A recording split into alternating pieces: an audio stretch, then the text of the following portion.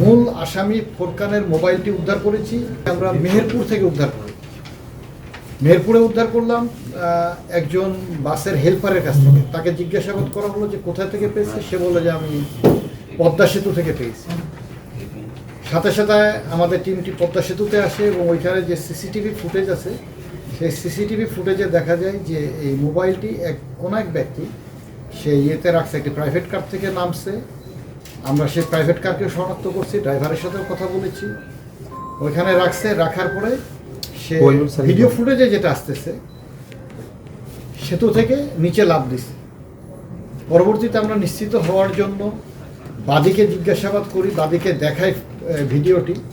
বাদী বলে যে আমরা কনফার্ম না, বাট আমাদের কাছে মনে হচ্ছে এরকম। একইভাবে আমরা গোপালগঞ্জের যারা তার ভাই এবং ওইখানকার একজন মেম্বার সাহেব আরও আশেপাশের কয়েকজনকে দেখায় ভিডিওটি যে এই ব্যক্তি কি ফোরকান কিনা। তো তারা বলে যে মনে হচ্ছে, বাট আমরা কনফার্ম না। আমাদের কাছে আপডেট এই পর্যন্তই আছে। আমরা মূল আসামি ফোরকানের মোবাইলটি উদ্ধার করেছি মেহেরপুর থেকে।